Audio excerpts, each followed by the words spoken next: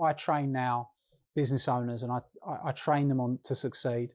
And one of the things that I train them on is that there's 5 areas, 5 skill sets that you need to be successful. You need to be able to market, and you need to have a marketing system for your business that brings you new leads and new opportunities. Without that, you've got no fuel in the engine, the business doesn't grow. From there, you need to be in a place after you've marketed your business that you can convert the sales. And there's too many people, they're good marketer, can't sell, don't convert anything, so it doesn't work. So you need to be a good marketer. You need to set up the right sales process for your business. You need to have the right business strategy to be able to sell your products or services profitably. You need to understand the numbers and understand finance and numbers within the business. And you need a brand that builds and draws people towards you. They're the 5 things you need.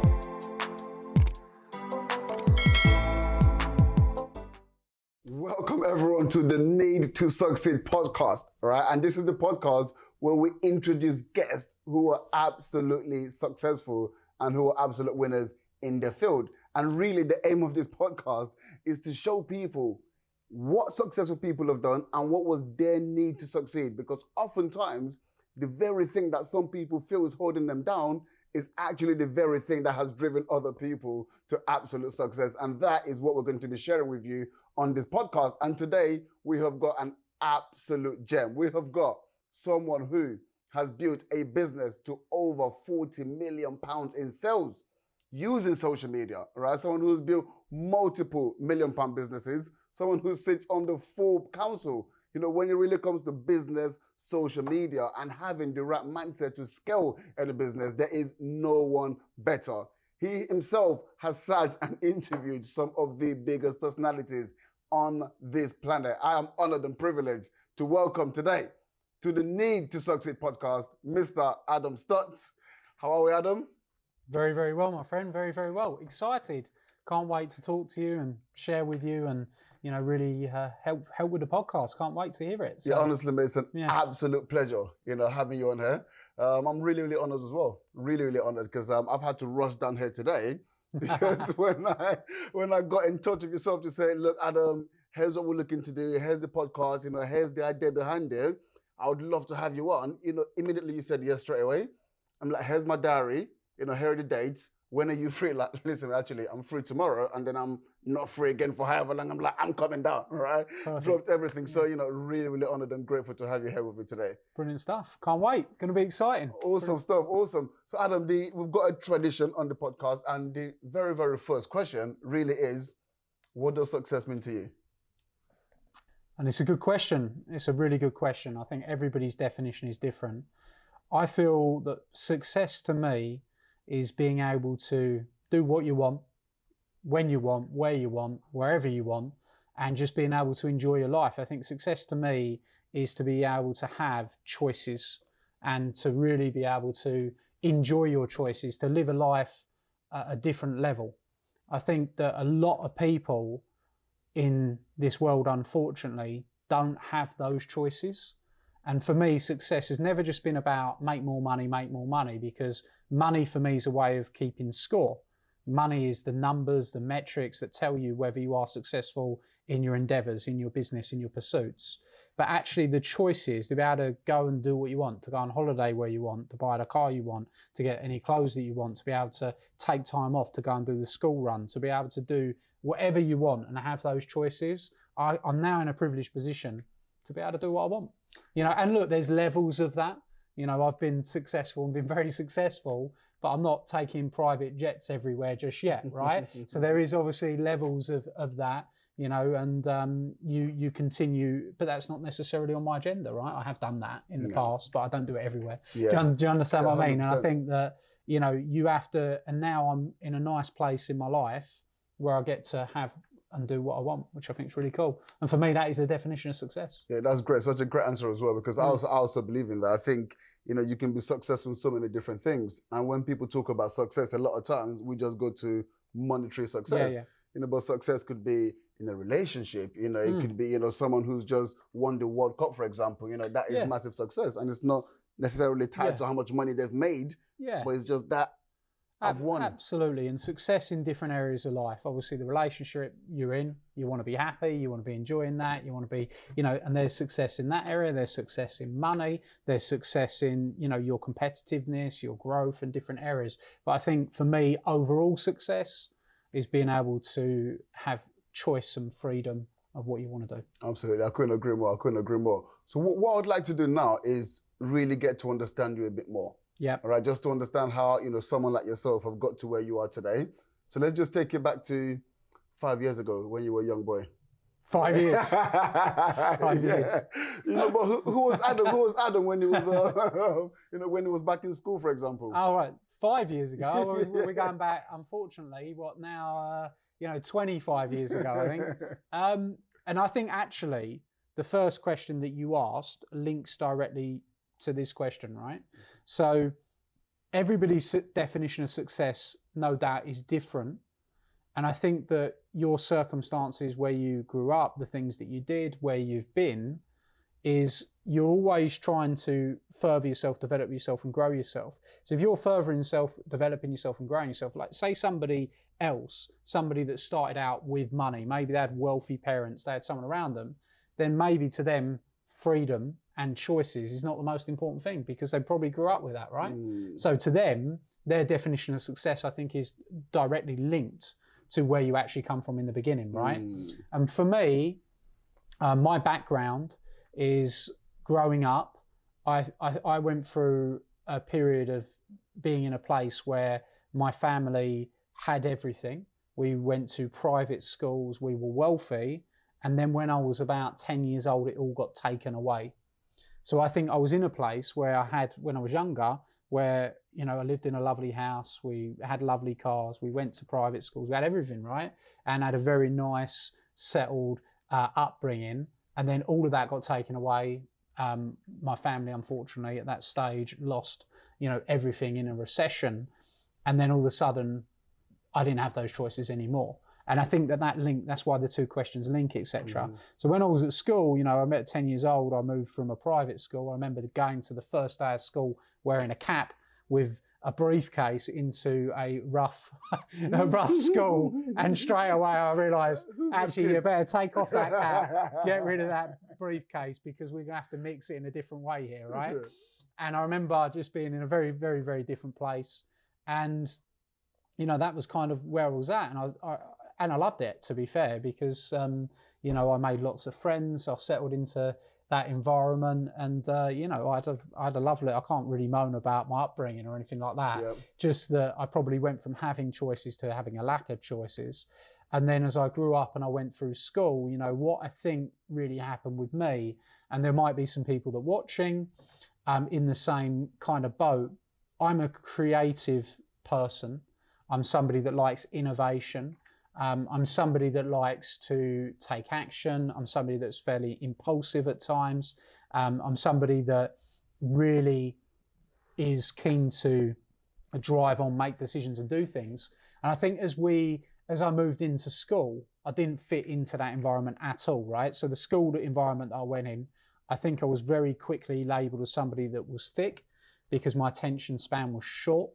You know, I think that in the school system, and we're talking about success here, so it's, I suppose, relevant. People obviously want to get to the big numbers, the big success and stuff like that. But if we're looking at where the actual success comes from, I think in school I was completely written off. And I think that happens to a lot of people in the school system because in the school system, people are typically labelled. If you are given a piece of paper, can you memorize this? Can you get the answers right? And then you get an A, B, C, D, or D, right? And that means you're good or you're not good. It can be very depressing, right? Yeah, for me, that ain't me at all. You know, like I got used because that was not my way of learning. That was not my way of thinking. I was written off completely.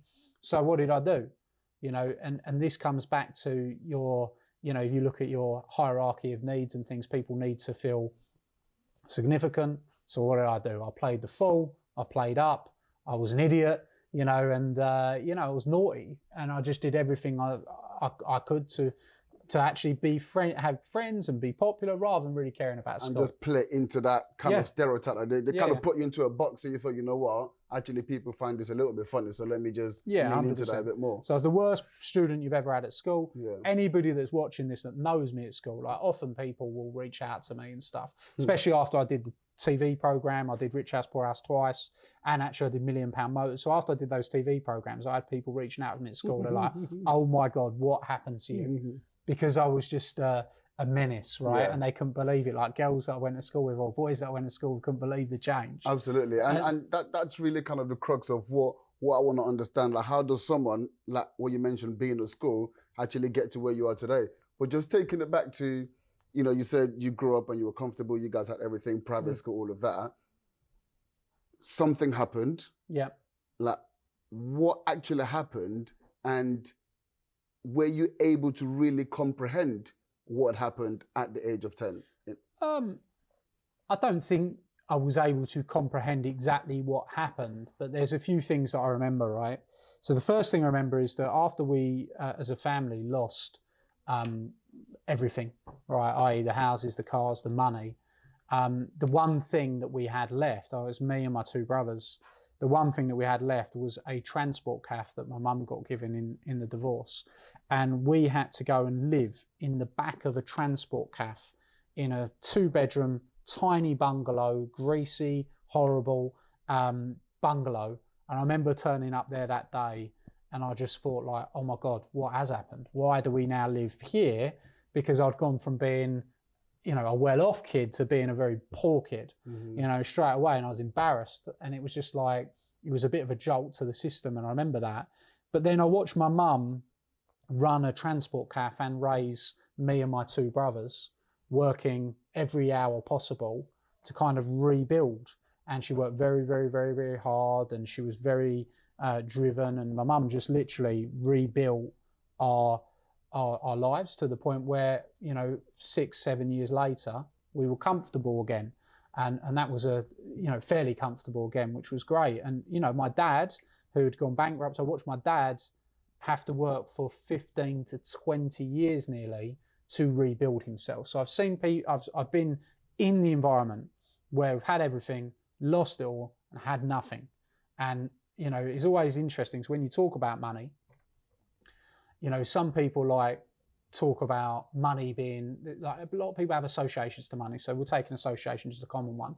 Like money is the root of all evil. You know, it absolutely isn't. For me, money is the ability to be able to have choices, right? It is, you know, and that's for me, people have to change their mindset around money. Look, I've had a lot of money, you know, both personally and my family as well at times. And I've also had nothing, and I know which I prefer, right? At the end of the day, you know, it's much nicer to have something than not have it. Yes. But I also have an association that you ain't going to have it unless you work hard, right? Absolutely. Because, you know, I saw my mum work very hard. I saw my dad work very hard to rebuild things.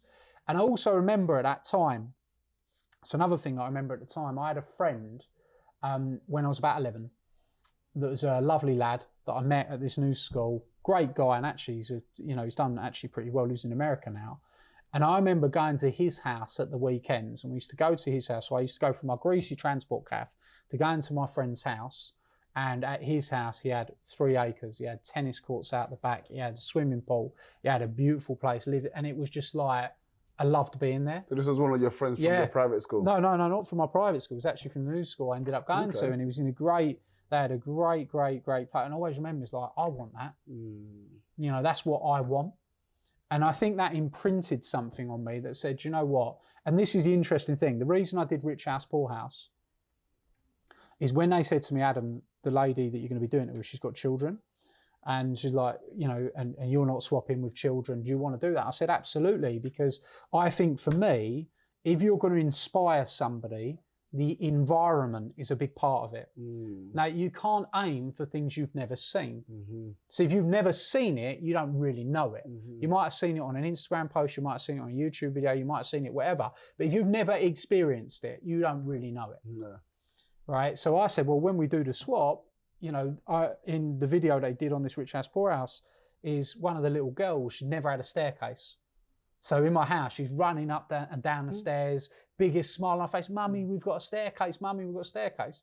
You know, and I think she's now seen that. So she's like, well, why can't we have more? It's possible. Do you understand? Yes. It's possible. And I think that people need to be exposed to environments in order to raise their ambitions, which is why when you hear phrases on YouTube or whatever it is, like, you are the sum of the 5 people that you spend time with, it's not that saying magical is going to happen to you or some piece of advice is going to change everything. Actually, it is you being close to somebody that's playing at a higher level than you is going to show you it's possible to do more. 100%. And that, for me, I think is a really important element of success. And really, you also just won't fit in anymore. All right. Yeah. If they're achieving at such a level and you're playing down here, at some level, there's just going to be, you know, we're too busy doing the things that we need to be doing, and you just don't fit in, right? So you can either not fit in and find a new set of friends that is going to make you feel comfortable, or you're actually going to get dragged along and, you know, play at that same level to achieve the things that they're achieving as well. 100%. And I think when you talk about friends, I've got friends that I absolutely, you know, love to this day, but actually when I spend time with the people I spend time with now, I choose to spend time with the people that are similar in thinking to me. And a lot of the time, people have actually said over the years, I've had people say, well, Adam, you don't, you know, you're not hanging out with us anymore. But if I go into an environment and people are talking like, oh, life's so shit, I don't want to be there. Because to me, life ain't shit. Life's great. You know, I love life. I love what I do, you know. So I want to be around people that also love life. Absolutely. And that is my choice. Yes. And I still love the people that are that think like that, but I spent many years trying to change their thinking. Yes. And really, change comes internally, and you can't change someone; they have to want to change.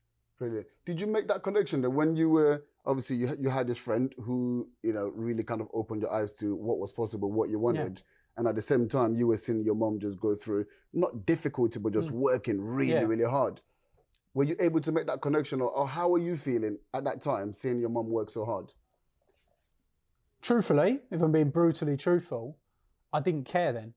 That sounds brutal, right? Okay. But I was a kid, and you're selfish as a kid, aren't you? You think about you think about your needs now. But I look at my mum now, and my respect for her is here, because I think that she did work really hard and she raised 3 children. I think when you become a dad, as you now are, and as I am, I think that you realise actually how hard it is to bring up children, the amount of effort.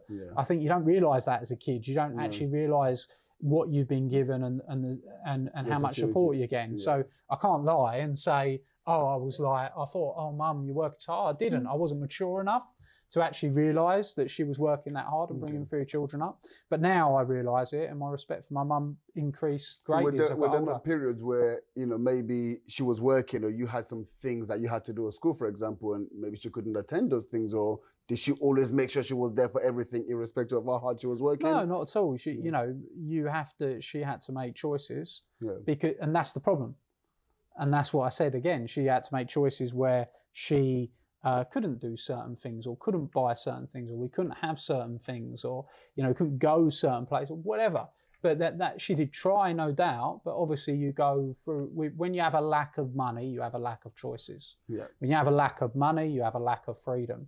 You know, and I think that for me, later on, I think that's a big driver. You talk about why is it that you wanted to succeed? Why is it you want to grow? Why is it that you want to do things? Why do you want to push further? It's because I don't want to have a lack of money. I don't want to have a lack of choices. And I don't want to have a lack of freedom. You know, and I think that's important. Absolutely. And that's really kind of what I was trying to get at with that kind of situation. Because, you know, when I grew up very, very poor myself as well. And there was just things where, you know, for example, just trainers.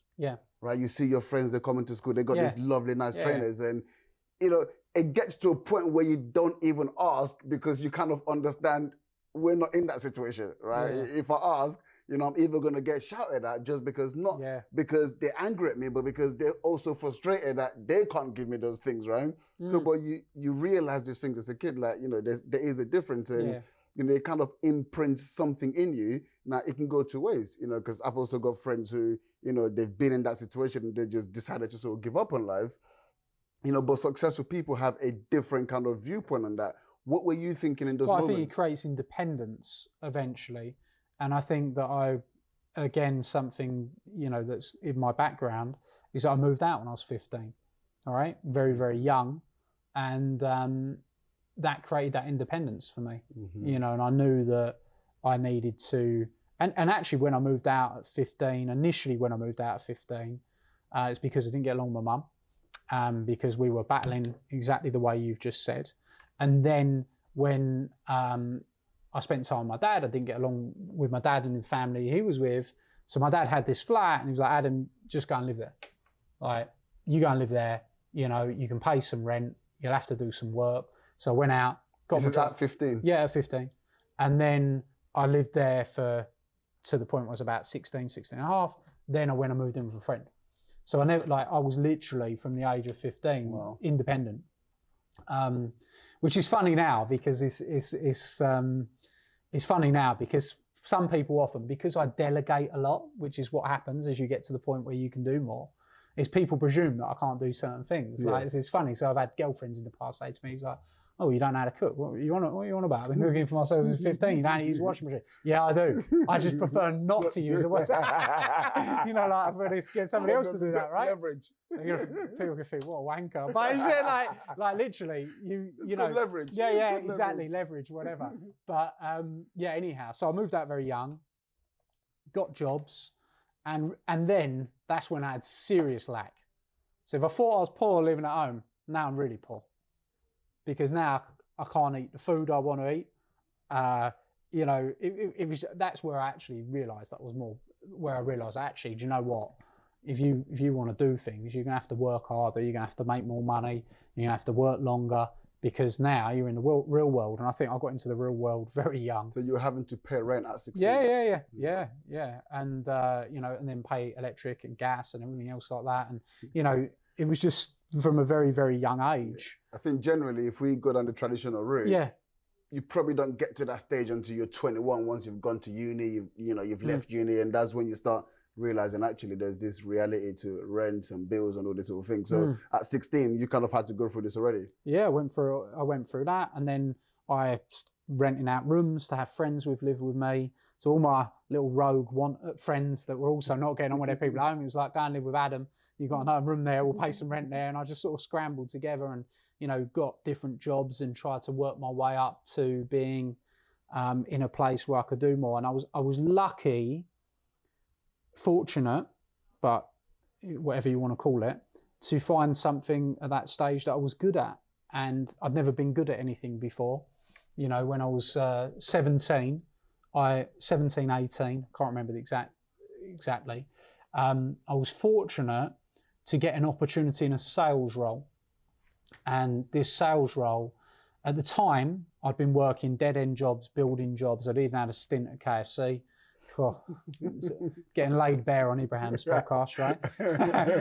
You know, like, I've done some crappy jobs. Yeah. And I worked at McDonald's as well. So did you really? That makes me feel better. I prefer KFC to McDonald's. So do I. So just thinking, right. And I think it's good to tell people that, because people actually, and do you know what I think now is, I do think if somebody hasn't got a job, go and get a job. It don't matter where you work, right? 100%. Just make sure you're in a job, make sure you're earning money, make sure you're pushing forward. Where you are now is not where you need to be forever. 100%. You know, but a lot of people give you don't. A better platform. They don't, because even whatever you're earning, you know, especially if you're still at home or you still got some comfort blanket, whatever you're earning from that job that you might not want to do, you can put that aside and then use that to leverage yourself and get started, instead of actually going to have to ask someone for money or ask for a little bit of help. You can create that platform for yourself, right? 100%. There's nothing wrong with working as long as you've got a plan and you've got a goal, right? Yeah, and communication skills and dealing with teams, and also having fun. Yes. You start working in a team, you start having fun, you're enjoying your life more, you're building your self-esteem up, you're building your belief up. And I think anyone young watching this, I often told my nephew, you know, just go and work in a trainer shop, go and work at McDonald's, go and work somewhere. 100%. Don't not do anything. And actually, to be fair to the boy, to be fair to Dill, he's a very driven lad, and he's now working, he's doing landscaping and stuff like that, and he has always worked. But I do believe that the quicker somebody gets into work, the communication skills are better, the belief's better, the self-esteem goes up, and people generally, you don't have to be there forever. Anyway, so I do this, I get this opportunity. I go to this sales job for the first time, and I don't know it's a sales job. I just know that this is in a warm place. So no longer am I working outside. No longer am I working frying chicken, doing crap like that. I'm like, oh, I'm going to work in a place that looks nice. I'm in a showroom, right? And this showroom was called Powerhouse. It was selling TVs, washing machines, toasters, everything else like that. Powerhouse. Yeah. Hey, do they still exist? I remember them. I don't think they do now, right? And what happened was, I remember the first day, and the reason I took the job, wanting the job so bad, is because they had a coffee machine, right? I thought, you get free coffee if you work here. What a result. This is how low my expectations were in life at this stage, right? And anyway, I remember going in, and I remember talking to a lady there, a lovely lady called Diane. And I said to her, how does it work? She said, well, you go up and you talk to people and you help them, and then they buy things. I was like, okay. So I thought, well, I'll avoid doing any of that, because that was my mentality. It's like, I'll avoid. And when they buy things, you get, and I can't remember, it's 2 or 3%, you get 3% of what they buy. I said, what do you mean? Well, every time they buy something, you get 3% of what they purchase, and you get that. I was like, yeah, but you're already, you're paying me. And then it's like, yeah, but you get that extra. I was like, what? So I go and talk to people when I get paid. She's like, yeah. And that was it. I was like the Tasmanian devil.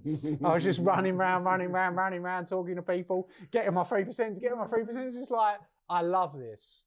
And I had found something for the first time ever, but not I could do. Not everyone's got that mentality though, because some people say, actually, you know what, I'm getting paid. I'm happy with what I'm getting paid, because actually for the first time, I'm getting my free coffees. I'm in a warm place. I'm getting paid. I don't need to run around and speak to anyone else. Like, what was it that made you want to do that? Because I was not happy, and this is a good question. So I wasn't happy with where I was at this stage. And we're going back a long time. You know, I was young. I'm 18 at this point. But I wasn't happy with where I was. And I knew no one was going to come and change it for me. And I think that what people do is they accept not being happy with where they were. But for me, I was never going to accept that. And I think that's my advice to anyone watching. If you're not happy with where you are, if it's meant to be, it's up to me, right? It's down to you. You've got to change it. Now, you can find the right mentors, you can find the right coaches, you can find the right advisors, you can get people to point you in the right direction. But the bottom line is, you've got to do it, right? And you've got to make the change. And for me, I was like, okay, well, that makes me the change. And then all of a sudden it's like, oh, if you sell 20 of these, you get a free TV. I'm like, all right, well, consider it done. You know, and then I thought, okay, well, I need to get better at this because I wanted more. So then I started studying, then I started learning, I started getting into personal development, and I got really good at it. And then all of a sudden I got some significant, I'd never been told I was good at anything. The building jobs I did, everyone told me I sucked. The KFC job, all I ever got was moaned at. When I was at school, whatever I got was moaned at. When I went home, whatever I got was moaned at. You know, now somebody turns around and says, you know, you're really good at that. It's like, Jesus. What was the difference? How do you mean? So, you know, you've been told you sucked at KFC, you sucked at the building job, you sucked all of this other one. But why were they telling you that you were good at this? What was the difference? I think and this is what I really talk to people about and try to help them with, is for them to understand that if you find something you enjoy, it's going to be so much easier and so much more natural for you. And that's why you got to try a few things. You got to test things out. People are afraid to make a mistake, and that's the opposite. You have to make mistakes, especially when you're young. You'll go and try a few things. You got to work things out. You know, I actually remember, I go back to my nephew, I remember his mum texting me going, he's going from job to job. I said, good. That's good, because he's got to find what he likes. And actually he has found what he likes now, and he's pushing on. And he's giving everything to actually try and develop himself. It's not a struggle for him to get up in the morning. Now it's not a problem, because he loves what he's doing. And I think that for me, I found something that I enjoyed. And as soon as I found something that I enjoyed, and people told me I was good at it, I thought, and something links up in your brain, says, well, all right, I want to get better at it. I want to be even better. And then it was about developing and becoming better and learning more and really pushing on. And really, if you look at all the things that I have done, and some people know me that are watching, some people won't know me, but, you know, then going later, speaking to 3,000 people in South Africa on business and success, speaking to 2,000 people in Florida, Orlando, you know, doing interviews with Al Pacino and, you know, some mega stars, and, you know, building a business that was voted 1,000 Businesses Inspire Britain for 3 years running. All these things, if you go backwards, that's where they started. They started in me Powerhouse. finding, that's where they started, right? And I won a competition in Powerhouse for commission per hour nationally. And I thought, you know what, I'm really good. I'm really good at this. In the whole group. UK. Wow. So I thought, I'm really good at this. And then all of a sudden, I had something that I could be proud of, something that I was good at, which I'd never had before. And by having that thing that what I was good at, that rose my self-esteem.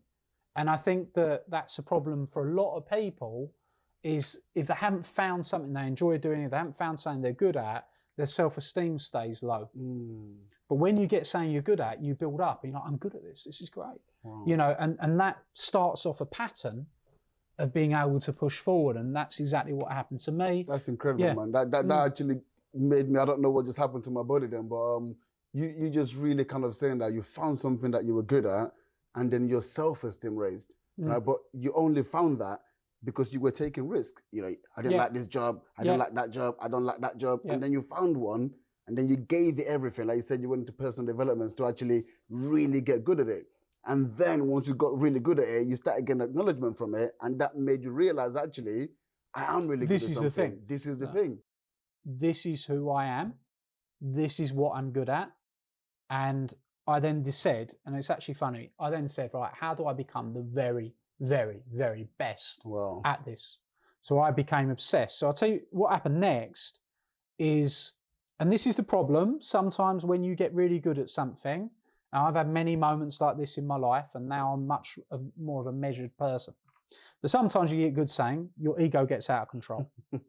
But seriously, and that happens to a lot of people. People's ego go out of control. And at that stage, when I was a young man, my ego went out of control. And I was like, yeah, I'm brilliant, and da-da-da-da-da. And, you know, and I got a bit like that. And whenever you get like that, you know, you're heading for troubled waters, really, because you've got to stay measured. You know, for me, keep your ego aside in everything you do as much as you possibly can. I was saying just this morning to one of my clients, and funnily enough, it was Randy Zuckerberg. I interviewed Randy Zuckerberg, Mark Zuckerberg's sister. And the question I asked her is, what's the best bit of advice your brother's ever given you? And she said, Mark always said, don't let the press, the media, the love go to your head, and don't let the critics go to your heart. And I was saying to this client this morning, don't let the low times get you too low, and don't let the high times get you too high. Stay measured. You know, and I think that's really, really important. So that's something I didn't do, obviously, back then, and I learned that lesson, right? But I ended up sort of like doing really well at this job, and then getting a bit big for my boat. I don't want to do this anymore, and then I went over to, and I met somebody that was working in car sales, and I decided that I was going to go into car sales. And that was a good move for me. But when I arrived in car sales at this new environment, completely new environment, I went in with an ego that I was going to be absolutely brilliant, because I thought I was going to be brilliant. Going to be number one again. Yeah, of course I was straight away number one, but no, I wasn't. And when I actually arrived in this environment, I found a much higher level of discipline. I found a much more intense working style. I found a much more disciplinarian type environment. I was working with people that were 10, 15 years older than me. And the first time I went into the Ford dealership, I had 15 salespeople in a row lined up like this. And I was stuck, there you go, your desk's in the middle, and you're the youngest, and you're going to have to compete against all these people. And it was intimidating. And the reason being is these people had clients, they had existing clients, they knew about the cars, they were good at what they do. I started from the bottom again. How old were you at this point? So I was 19. At the time I was 19, I got the job there. They said to me, I went for an interview process with, there were 75 people at the interview. I was the youngest person out of the 75. And they said to me, how old are you? And I said, well, I'm 19. They said, well, you know, we won't get you on the insurance. So I was like, I had to talk them into giving me this opportunity, and they did. They gave me the opportunity. And once... That in itself is enough to boost your ego, right? Yeah, again, so my ego's going in. But anyway, I went in and I found it really tough. You know, it's really ironic, so I haven't shaved today. But I remember turning up to in my first week, and I remember going into the morning meeting, not shaved, and the manager literally stood up, looked me dead in the eye and told me to get the hell out, in probably less polite words, go home. And I'd just driven an hour to beat. I was like, what have I done wrong? I haven't done wrong. But you haven't shaved. You do not come into my showroom not shaving. You get out of here. Wow. And literally that was it. And then any time I didn't shave, it would be straight home. If I turned up 1 minute late for driving an hour, it will be straight home. Wow. So it was like literally disciplined city. And I learned discipline in that role. And eventually, after a period of time, I became really successful there. I did really, really well there. I excelled. I became really, really good. I was right up there at the top with people that were 10, 15 years older than me that had been doing it years and years and years. And I studied, I developed myself, I worked hard, I listened to their rules, I abided by their rules. I took 10 tons of shit, like I ate shit, basically, you know, off people. I was, you know, like even like in this role that I did, when I first arrived there, this is how I was welcomed by the team. I said, your name, what's your name? I said, Adam. They said, no, that's not your name. I said, what do you mean? I said, your name is New Boy. And you will be called New Boy until another New Boy replaces you, and that's when you will learn your name. And I was like literally, when we're hiring. Yeah, and it's like literally, and they were like, and that's the shit that I had to take. Like and they were like, New Boy, New Boy, New Boy. And that was like, I had to have that for about 7 months. And that was the culture. The culture was, and everyone was like, New Boys never survive. Yeah. New Boys never survive. New Boys never get through. And that made me even more motivated. I'm like, well, I ain't staying New Boy forever. I'm fucking gonna survive. So, you know, that drive was there. And then I did. And then I went on and, you know, did really well. I did. Do you know what though? As New Boys came in, I was a lot better to them than they were to me. You knew the feeling. Yeah, like New Boys got the worst car. Like you know, it was a company car. I had a company car at 19, and they gave me, you know, 19, thinking I'm coming to collect my company car. All my mates, if they drive anything, they drive £200 Fiestas. I'm thinking I'm getting a brand new car here. This is awesome, and I'm going off, and I'm going to get this car, etc., etc. And they gave me an oyster grey, which basically is brown. We won't describe the brown, but it's not a very nice colour brown. Durashift Ford Fusion, which is like a Ford Fusion. Yeah, ex-Motability car. It was horrible.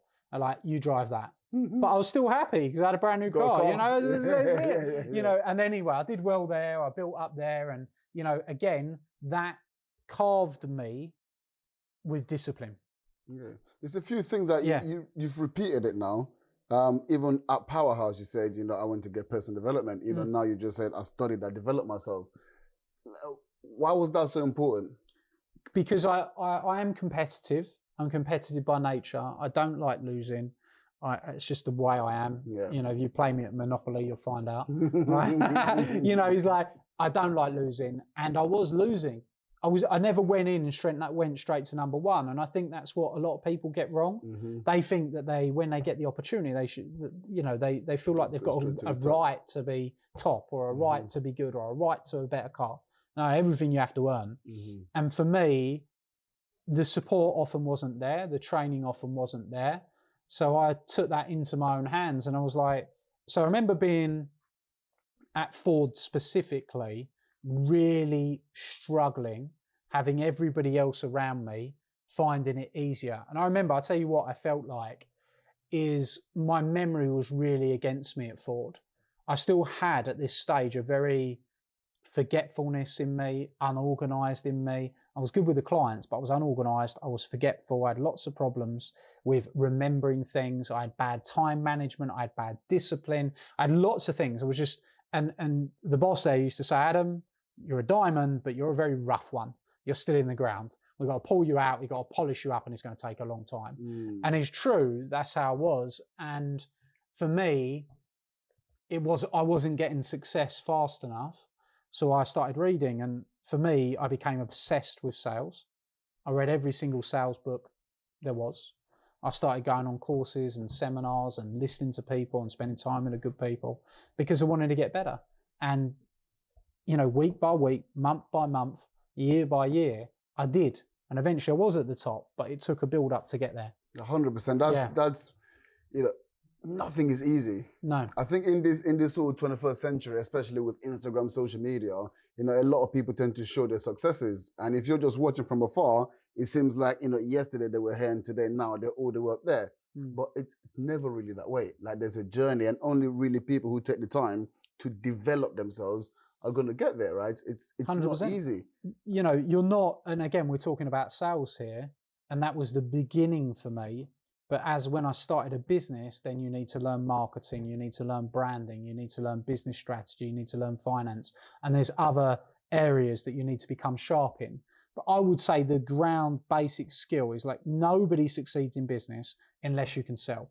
It's not debatable. Yeah. I've trained thousands of people, and the thousands of people that I've trained, if you even take them aside and you look at business owners that are uber successful, people I've had on my podcast, people I've interviewed, people I've spent time with, they've all got that in common. They can all sell, because you're always going to be selling. You're going to be selling your products, you can be selling your services, you can be selling your ideas, you can be selling your vision, you can be selling the path to your staff that you're going on. You can be selling all the time. You can be selling to investors, you can be selling to fundraisers, you can be selling your idea to partners, suppliers. You are always selling. And those basic skills that I learned in the early stages of my career were a grounding for me to be able to go on and achieve more later on. And I think sales is incredibly important. 100%. I couldn't agree more. You know, sales is something I enjoy doing myself. And like you said, every single conversation you're having potentially is a sale. You know, I've got a daughter now. I mean, yes, she doesn't speak back, but I understand. Even now, I have to sell to her, even though she doesn't understand what I'm saying, right? To try and get her to do something. And that's just how it is in relationships, you know, if you're negotiations, in your team, whatever it is, you got to sell an idea. Even as a leader, you got to sell an idea to the organization so everyone actually buys into the ethics, the vision, you know, what the mission, what you're trying to achieve. So, yeah, I couldn't agree more. Couldn't agree more. So, yeah, you start again really good. You were no longer the new boy. Yeah, finally. So what happened from there? So when I got really good, I did the same thing again that I did at Powerhouse. I decided to leave.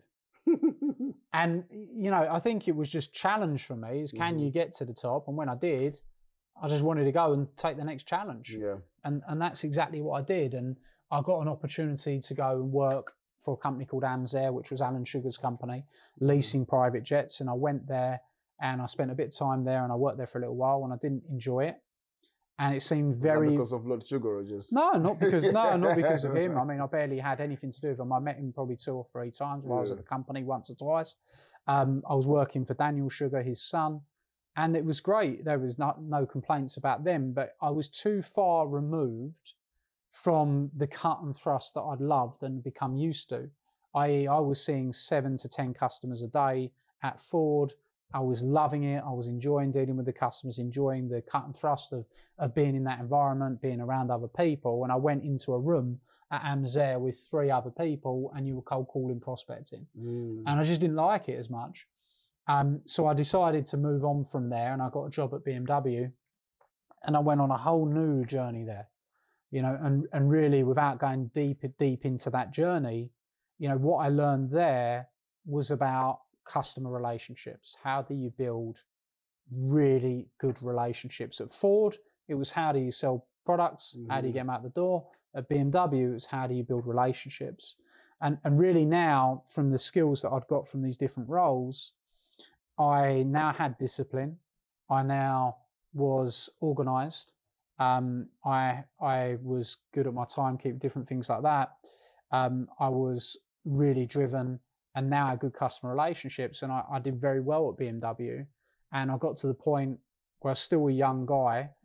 When I was 23, 24 years old, I was earning £100,000 a year. I had my choice of whatever company car I wanted because they were very different with the rules there. I was ordering myself a £100,000 car and having a new one every 3 months, you know, and it was like a different world. And I loved it and I enjoyed it and I was earning a lot of money. I was having months. I had 1 month where I earned over £20,000 in a month when I was 20. At 24? Yeah, at 24. And they held up my pay slip in the morning meeting and said, Adam's just earned 20 grand, you know, and it was like... Amazing. Yeah, and it was a big buzz. And then I started to enjoy my life more. Nicer holidays, nicer clothes, more success, nicer car, nicer flat eventually. And what I didn't mention is when I was at Ford and I was very young, I bought my first house at 19. So I actually was able to go and buy a house at 19. I started renting the rooms out to my friends to help pay the mortgage. So by the time I was 24, I had my house, I had money, I was proverbial successful. But I wanted the new challenge, which was going and building a business. And that was something that just appealed to me. I was just drawn to it. Wow, and I so think, this was at 24? Yeah. So you were BMW, you were having the success, 20 grand a month, and then you just sort of decided to what? That was 1 month. I was earning about £100,000 a year, but in 1 month I did earn over 20 grand. Yeah. Okay. I was Why did you want to leave that? I don't know, because if you look at habitually what I've told you, it was just about challenge, and I just wanted the new challenge. And I think for me, I just got to the point where I wasn't feeling challenged anymore. And I'll tell you actually why I left. If I really look back, it just came to me then. Is what happened is they changed the pay structure. I wanted to go and earn. I was thinking, well, if I can earn 150 next year, then that for me would have been the challenge. Growth. But they changed the pay structure. And actually, I had a meeting with a guy who would later work for me, one of my managers at the time. Later on, he would come and work for me. And that happened a lot. People that I used to work for ended up being employed by me. But this guy, I remember him sitting down, he said, look, yeah, we changed the pay structure. You can even moan and kick off about it, but we want you to get on with it. We want you to work. So you want me to work harder this year than I did last year to earn more money? And he's like, look, Adam, this is the bottom line. I remember it. And I'm sure he'll remember it if he ever watches. He said, this is the bottom line. You got two choices, right? You can either leave or you can realise you got it good, because if you leave, all we will do, take the 100 grand we're paying you and we'll split it into 4. We get 4 salesmen at 25 grand and they'll be able to do the same as what you can do anyway, right? With one. Said, so it's up to you. So I'll leave them. So I just left, which is the reality of the corporate world. And, at least it was very, very honest to actually tell you that, but the reality is, as long as you're working for someone else, then, they've really got that control. And if you go, someone else can actually come in and replace you. Yeah. Right? Yeah, they were brutal with me. And I was like, okay. But for me, that's not the attitude I have now within my business, because the person earning the money is the person the other people are aspiring to follow. Exactly. So cutting that guy off at the knees and making them unhappy, that's no good for your whole organisation, right? It's not going to be good for everyone, but that was what happened to me. And I went and started my own business, and that was the start of that journey. That's incredible. I'm 25, yeah. Because you make such a good point. Like, there are companies where they've got employees and the employees are working in that business as if it's their business, because of the environment that's been created by the person at the top. If you make people feel welcome, you make them feel loved, make them feel like there is continual growth. Yeah. Where do you want to get to? Okay, 100%. Here's how we actually get there. Then there's an opportunity for you there, right? And that's the beauty of it. But you've gone through that experience, so obviously you know what not to do. 100%. Look, at the end of the day, you're either growing or you're dying, and at that point, there was no further growth. Brilliant. And that was the opportunity. So I started my own business. It was disaster to start with. I was totally out of my depth. I had no idea what I was doing.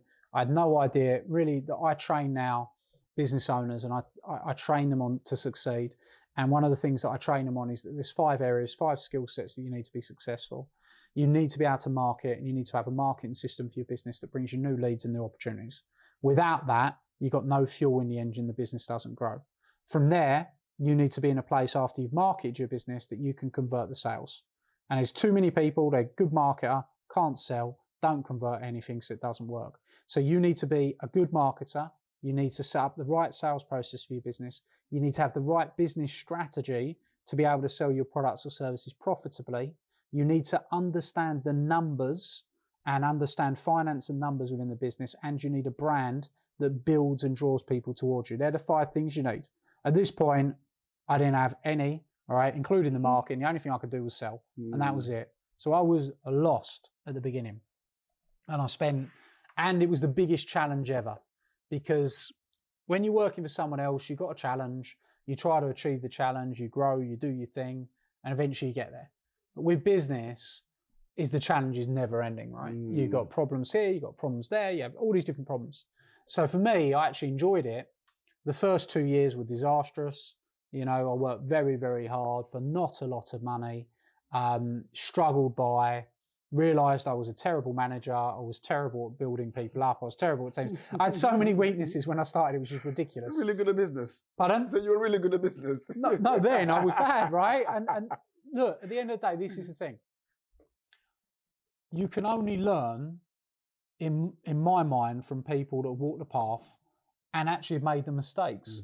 And I made a lot of mistakes early on. And when I made those mistakes early on, they took me away from my success. But it's only, what I did is every time I realised that I was not good at something, rather than cowering from it, rather than deciding that I was going to avoid it, rather than sweeping it under the carpet, I said, I know what to do here. I need to get good at it.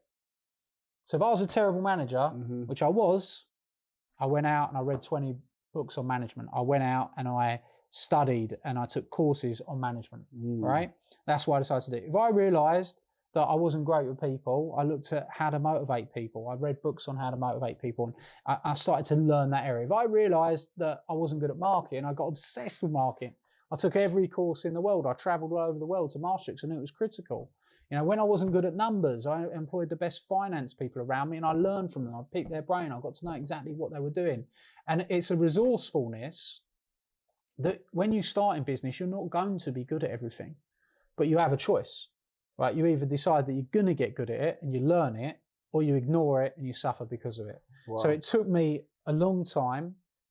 Certainly the first couple of years were hard. I think you've been quite humble there. I love where we're going with this, but I've got some, because I've been doing some research, right? I've been, watching some interviews of yourself and all of that sort of stuff from a few years ago. I think I just said to you this morning, like, you literally haven't changed. Your face still looks the same as it was like 5-6 years ago. But I've got a few wrinkles. That's not true, but fair enough. And losing a little bit of hair, but I'm hanging on in there. Right? Can you share with us though? Because I think it's really, really crucial. How did you start this business? What did you have to do to start the business we're in here, or this first one? This car business you were talking about. Okay, so the car business that started. I started it. I didn't start a car business. I started a finance business. Okay. It was a finance business, the first business I started. And what happened with that business is that morphed into the car business because of the change in market. And the change in market was when I started the business in 2008, all the finance companies pulled out of the market, so there's no longer finance brokers. So instead of being a finance broker, I needed a new product. So what I did is I took some of the money that I'd bought and sold my house for. I used that money to invest in a few little cars, and I built up from there. Yeah, can we just go back? Because that's what I wanted to touch on, but you've just kind of skimmed over it. You sold your house. Yeah. Yeah. Well, no. In the beginning, I sold my house prior to starting the business. Yeah. So this is what I heard you say before. Like, how do you have that confidence and the belief to almost give up everything that you've worked for? At the age of 19, you were actually able to get on the ladder. But how did you believe in yourself so much to be able to sell your house and say, you know what, I'm going to make it? How did you come to that conclusion? I think I had been successful several times in what I was doing, and I did believe in myself, and I did believe that it will come back. But this was everything. How do you push through that fear? Because fear is something that tends to hold a lot of people back, and our mind is, it's conditioned to feel the fear and then not do it, right? So how do you push, or did you not feel any fear at all? It's terrible, isn't it? But I'd love to tell you a sob story. The reality, I wasn't afraid. Okay, wow. I wasn't afraid. Wow. And you talk about conditioning yourself. I had conditioned myself that when I was afraid to do it anyway.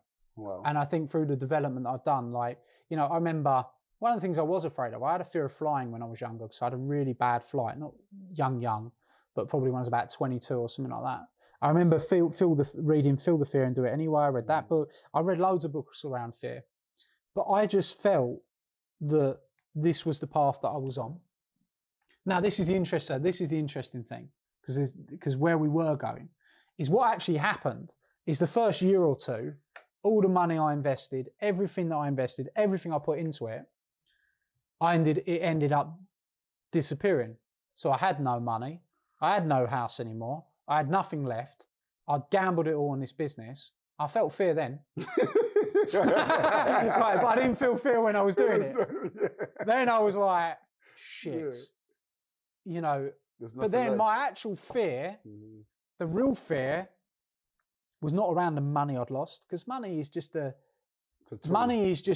something that's been invented to stop us killing each other over food. Right? Do you know what I mean? That's all it, money is. Money is just a currency of exchange, so we can exchange things. I'm not bothered about money. I'm not worried about money. And it's easy for someone to say you're not worried about money. I was then, you know, but I was at a point where it disappeared. But my real fear wasn't, will I get this money back? And I think that's a big problem with people. People are so precious over money. When they see the depletion of money, they seize up. They get worried. They panic. They're too interested in protecting what they have rather than seeing what they can grow. And I was never like that. I was never like that about money. Can we just like just take that in, like scared of where you're at now instead of actually seeing the potential of where you could be. That is so powerful. Yeah, that's what people like. They're like, oh, I've got to make sure that this money's okay, and I've got this money, and that's all I've got. And it's a scarcity mindset. You know, it's a scarcity mindset, and I think that you have to look at what you're going to have in the future as well. How did you, you know, the house is gone. Yeah. Right. This is everything you've got now. Like you said, you had the confidence, the belief. But now, it's all gone down. You're feeling the fear. What do you do next? Like, how do you push through that? So what I did is I worked harder. Like, literally. You know, it's really funny. I remember, so after I moved out of my first little office, I got this little office in Chelmsford. And a few years after I'd done well, there was a girl that used to walk past my office. Her name was Laura, and she used to walk past the office, and I would be there every night till 11 o'clock. And I'm not saying that that's the best strategy, but that's the truth. That's what I was. I was there every night late, and this girl used to walk past. I remember a few years later when I'd done really well, someone said to this girl, Adam was lucky, right? And the person that said it, I know him very well. And they went, do you know what? I walked past because she was doing shift work. Adam was there every night at 11 o'clock. And I remember that for years. She said he was in that office. He was there on his own. He was working. So he weren't lucky. Wow. He actually worked really hard. Graft. And I did work hard. I worked like a maniac. I was obsessed. I sacrificed everything. You know, going out with my friends, football, anything like that. Everything sacrificed to make sure that this worked. So I was all in. And that's the mentality you got to have. Is like when you decide on your business, go all in on it. Wow. So it was really actually more strategy in terms of, you know, the money was depleting, but perhaps it sounds to me, maybe I could be wrong, that it was the strategy that wasn't actually quite right. But when you fix the strategy and obviously put more effort into it, then things started to change. Is that right? Yeah, definitely. Because you didn't get more money coming in. I would not allow defeat to consume me. I was just not interested in defeat. I wasn't going to let it happen. Like, honestly, that was my mindset. I will not be defeated. I will not fail. And that can take you so far. Yeah. Because later on I did fail, right? In some ways, right? But a small business, when you're really small, you have control over it. When you've got 150 staff and you've got millions of pounds going out every week, then it's different. You can't control everything. You need a different strategy. When you're small, you can control it. And this is a small business owner watching this, right? It's like, if I was having a week where it's like, right, we're going to get to the end of the month and I'm not going to be able to pay the wages, and I knew that that was going to happen, I had two choices: hide from that or make 400 phone calls to sell enough to make sure we did. Wow. And I always chose the 400 phone calls. Wow. And that was what I did. And in a small business, you can grind your way through any problem. In a large business, you can't grind your way through any problem, but you can in a small. Wow. When it's small, you've got control, you can grind, you can work hard, you can influence, you can make things happen. You can go back to your clients, you can go back to referrals, you can go back to repeat business, you can grind it out. That's the flexibility you've got as a small business, right? Yeah. And then I went all in on the business again, and I grew it again, and then I grew it again, and I grew it again. I just kept pushing. And then eventually, you know, the evolving was grow, but you me as an individual has to grow with it. So I have to be better at the numbers. I have to be better at the branding. I have to be better at the finances. I have to be better at the business strategy. You know, I have to be better with the clients. I have to be better with the people. And I was growing myself whilst growing the business, you know, and really that's what you need to do, because if you as an individual don't grow, your business won't grow. In fact, your business grows in direct proportion to the amount you grow as an individual. And I believe that, and I continue now to grow.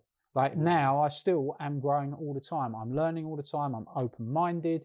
I want to learn new things. I don't presume that I know it all. And, you know, I'm still young. I still want to learn off people. I still have coaches myself, which I think is really important. Because I speak to a lot of people. In what I do at the moment, I work and consult for an education company. We teach people how to get into property, you know, and build wealth through property, right? And, you know, when some people are starting off, what have you done this week, right? You know, I mentor in that capacity as well. What have you done this week? Oh, I'm still just setting this up, and then I need to set that up, and then I just want to make sure I've got all my ducks in a row, and then when I've done all of that, then I'll start. And like, the problem is this. The problem is if you've got no sales experience or background at all, there's only 3 things that grow a business, right? That's marketing, sales, and branding, right? 3 activities that grow businesses, that in my experience. And the problem is the people that you're referring to, if they're not out there marketing themselves, if they're not selling and they're not building their brand, whether it's in meetings, they're not going to grow. They can spend the next 10 years if they want, making sure everything's perfect. They're not going to get anywhere unless you market, sell, and brand. But is it ever going to be perfect? No, of course it's never going to be perfect. It never will. Look, you know, I had somebody, same conversation. I was running an event. We do lots of events the other day. And, you know, a woman was saying to me, I think you have to work on the product and service and make it absolutely perfect. And I said, well, if that was entirely true, I said, what phone have you got in your hand? She said, I've got an iPhone. I said, is that an iPhone 1? She said, no. I said, what one is it? She said, an iPhone 13. I said, well, it was perfect first time round. Well, they need to make another 12. She goes, no, okay, I get your point, right? Because you've always got to be improving. Exactly. You know, and I think that the mentality is this: market, sell, brand. Why are so people afraid to launch a product and then improve it? Because every product that you've got now is only a version in time. It's a version in time, right? Yeah. You know, is the app, you know, say Uber as an app, being updated every 3 months and being improved. Yeah. Like, is what we're on version like 200. But if it was good enough at version 1, we'd still be on version 1, right? 100%. So you have to continue improving. You have to market, sell, and brand. That's the things you got to do. Yeah, I think a mentor of mine said to me, listen, you might as well just do it anyway, because your first one's going to be your worst. Yeah. So you might as well crack on, because it doesn't matter when you wait, it's still going to be the worst one you're ever going to do. 100%. Just get it done out the way. Yeah, 100%. Absolutely. Yeah. Okay, cool. So, you know, how did you grow that business? What size did you grow that business to? So the business grew very rapidly. As soon as I got the model right, we did $1 million in that first year when I got the model right. Wow. Then we went to 2.9 So million. that was that year 3? Really, because I started the business 2008. In 2009, we went limited. So 2009, 2010, done $1 million in that year. Then we went 2.9 million. Then it went to 4.3. We then had a bad year and went to 4.4. Like, I worked harder, didn't grow, and that's when I knew I needed to change the strategy. Then it went to 6.8 million, and then we really grew. We went up to like 13.6 million. I think the number was 24.8 to 33.9 to 40 million pound a year, and we went on this ascension, you know, with that particular business, and all the time grow the teams, grow the people. So I went from being me on my own in a shed to having 120 staff, having 5 sites, and, you know, running a large business, dealing with partners and dealing with finance companies, and, you know, a complete transformation in my life at that stage from where I was to where I wanted to be. And really that transformation took place over that period of time because I continued developing myself. I continued working hard. I started to get the right people around me. I continued working on the marketing, the sales, the branding, the business strategy, and the finance and everything over a period of time. And look, wasn't all perfect. Made a few mistakes along the way. You know, lots of mistakes, because you do. It was my first business I've ever had. Wow. You know, and yeah, it was First business to 40 million turnover. That's not a bad start. And it was, it was great, and it was a good journey. How long period are we talking? Because a lot of businesses, I mean, not even first businesses, but just a lot of businesses in general, in the first 5 years, I think it's over 80% of businesses collapse. No, that business was about 9 years. I would say 9 or 10 years, about a decade. Wow. By the time I'd got halfway through, I'd become a millionaire personally. Wow. Right. So halfway through the journey, I'd been able to build a net worth in excess of $1 million, and then later on, I had not just a net worth in excess of $1 million, but actually cash in bank. Right. Able to build up to that level, and I started to much enjoy my life, enjoy what I was doing, and everything, and it was great across that period. Honestly, that's what so I did, incredible. just so you know, in order to build that net worth was, I used the profits from the business. I reinvested to keep growing, reinvested to keep growing. But then I started to invest from the very beginning. I had my own pension from the very, very beginning that I set up when I went self-employed. And I invested in that pension the full 10 years. I still invest it to this day. Wow. Right. For the whole term, for another 10 years later. Yeah. I still invest in that pension. But I also invested in property. So I bought properties along the way. Started off with me personally, getting my own houses, doing them up, selling them. And then the next one, doing it up and selling. Like the first one I got along this same journey is first property I bought, I think was 150,000, sold it for 200. So I had some money there. Then next one I bought for like 250.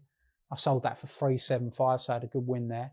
Next one I bought was 875. I sold it for 1.3 million. Next one I bought for 2.1 million. Right, and I built it like that.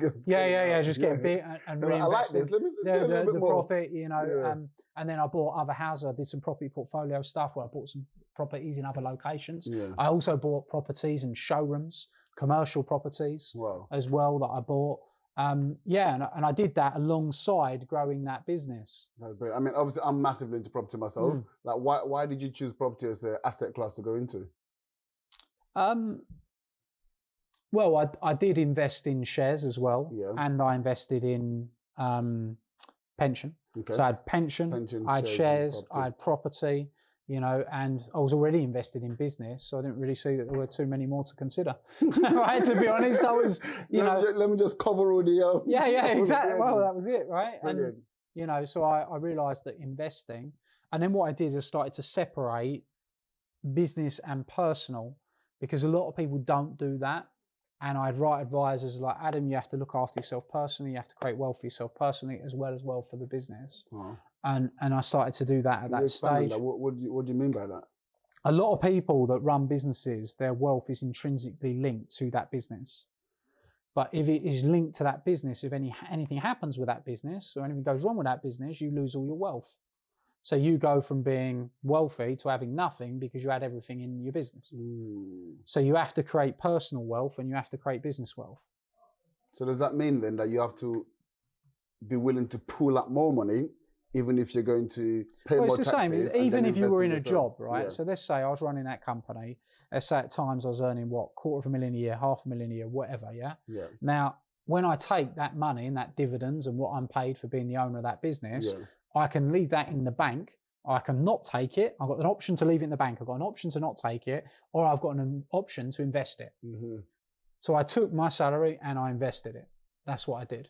And that built my personal wealth. Yeah. Brilliant. Wow, fantastic. So you feel instead of, because what a lot of people do is just leave it in the business so they don't have to pay the income income tax when they put the money out. But actually you're saying, take that money, pay your tax, and then actually start to build 100%. Your personal wealth. Well, that's what I did. Yeah. Such a great idea. Such a great idea. And then what is it that you do now? So after the period of that business, when it was massive in size, I'd started speaking. I got a lot of media opportunities. People wanted to interview me. People wanted me on podcasts. People wanted me speaking at events. And I got involved in actually teaching, coaching, mentoring, personal development. And I went down that route. Eventually, I decided to close that business because of different market changes and things that were happening within that business. And, it was a bit messy. It was not ideal. But I moved into the new business that I moved into, which was coaching, mentoring. And I built that business and we built that into the millions as well. You know, it was a much easier journey second time round, right? Wow. In addition to that, now I have other businesses that I'm a part of. Very recently, I had a business that is in the communications industry that we've just signed a very large contract that I'm involved in that. I have other businesses, other things that I do, other property things as well as the training business and mentoring and coaching, which I love, you know, and that's... Absolutely incredible. Yeah. I mean, that's actually how we met, because I came to one of your events and we'll probably post a picture up. I remember just sitting in the back of the room. I was actually in the back of the room with a colleague of mine. I took a picture of the whole room like that. And I was just like, this is insane, right? Because, you know, someone who's ran a business turning over 40 million a year in the room and actually breaking down the systems, you know, talking about the sales, marketing, numbers, how everything actually links. I was just like, this is going to transform my business. It was absolutely incredible. Yeah, and that's the thing. I think that's what makes what we do unique is I've been there at the highest points. I've had ups, I've had downs. You know, I've created marketing systems that work, not just now for my businesses, but for thousands of other businesses. We have a system that grows businesses. And if somebody's listening and they're a business owner and they want to grow their business, regardless of what industry you're in, we know the system to put in place to help you grow and help you grow profitably and help you to avoid the problems and cope with the mental pressures and get everything right in order to get the result you want. And that's what I do, and I love it and I enjoy it. And it's, you know, and now I have the choices to, in that nice place, as I said. So we've got the success that I wanted to get. I've been able to win multiple awards, European Entrepreneur of the Year, I was Amazon finalist of the year, and lots of different things, lots of cool things, all the celeb interviews, and just love what I do now, you know. We might not have enough time for you to go through the list. Literally, I was in your office and you got pictures with probably every blaming star in the UK, like over there in America as well. So you know, it's been absolutely incredible. Like, I've really, really enjoyed this. And I think anyone listening is just understanding. There was something that just kept going through the whole thing for me, and you just kept talking about develop myself. You know, I read books and I, you know, developed, studied. It was just always about personal growth, because when you grow, you know, whatever endeavors you actually want to get into, that's also going to grow as well, right? Yeah, absolutely. It's like you said, it's in line. As your business was growing, you were also growing personally as well. So just keep developing yourself. 100%. And, you know, for anyone watching, it's like, just remember, you know, it's a journey. Enjoy the journey. Absolutely. You know, enjoy the journey. And it's been, that's certainly what I've done. Absolute pleasure. So just one final question, which is a tradition for the podcast. You've literally started from the bottom, right? You were at 15 years old, you were living by yourself. That's crazy, right? Like, I always remember Gemma Collins is a friend of mine. I remember when she came into one of my showrooms one day and she just put that song on, started from the bottom and glaring it out. From the bottom. Like, literally, because she saw me as well. Yeah, you know? Incredible, which is just absolutely mind-blowing. So you've done all that, you've run huge businesses, you're still running a huge business, you know, you're just, you know, crazy busy. Hence why when you said you were free today, I'm like, I'm coming down today, I'm running down. Like, so the podcast is called The Need to Succeed. Yeah. So today, which is the 5th of August, 2022, like, what is your need to succeed now? I think that I personally enjoy the challenges of growth. I like the variety. It depends in what context you mean, because I think success has to have context. Like for me, as a dad, I want to be the best dad I can be. Yeah. You know, and that's, you know, success in that area. From a financial point of view, you know, obviously in a good position financially and being able to build businesses that give me financial freedom and choices and things, which is great. But for me now, it's about helping more people grow, seeing them grow, giving them that knowledge and helping them on the journey, which is what I like to do now. And I love what I do. Absolutely amazing. Listen, it's been an absolute pleasure. You know, I, for one, I'm really, really grateful for that. It's because of what I learned, you know, in this room. That is literally the reason why doing this podcast, getting the messages out there, you know, I'm eternally grateful. And Adam, thank you so much for your time today. Well done, buddy. Thank you very much.